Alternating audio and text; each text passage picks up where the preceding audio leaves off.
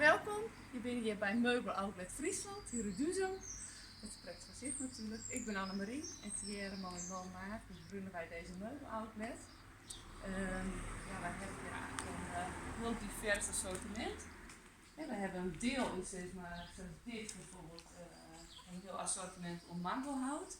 Dat zijn al in meubelen die wij naar inkopen via een importeur die dat voor ons importeert. Een deel daarvan zul je steen en een deel zie je dus op de website. Dus ik kun je vinden dus op www.meubeloutletfriesland.nl. Daarnaast hebben ik houten meubelen, eetkamerstrom.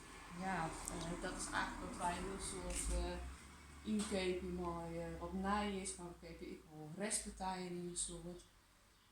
Dat is van strom met name, dat we een heel soort restpartijen inkopen. We hebben bijvoorbeeld een deel van lampen.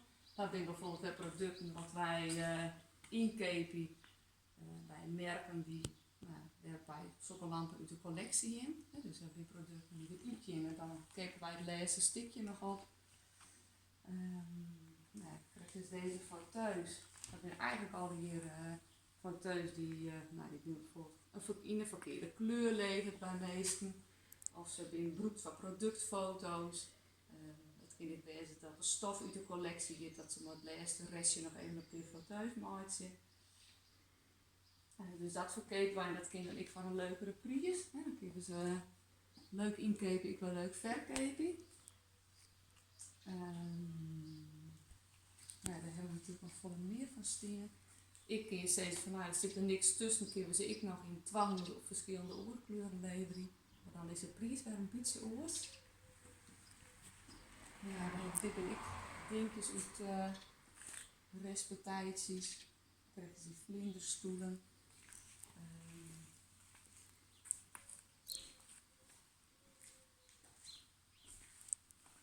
Dat is hetzelfde, maar die bank bijvoorbeeld, dat is hetzelfde als die fauteuils. Deze bank bijvoorbeeld,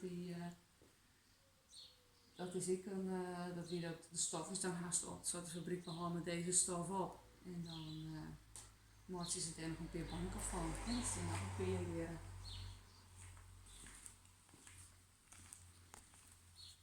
Hier hebben we onze vloerkleden.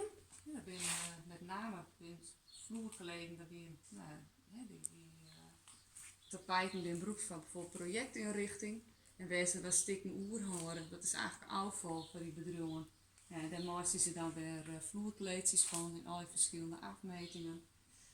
Dat zijn kleedjes van onder andere bekende merken als een Desso, die 4 centimeter prijzen heeft van rond de €100. Dus weer een kleedje normaal gesproken 400 of 400 euro kost, kun je ze dus krijgen 24 euro ongeveer. Een beetje afhankelijk van de afmeting.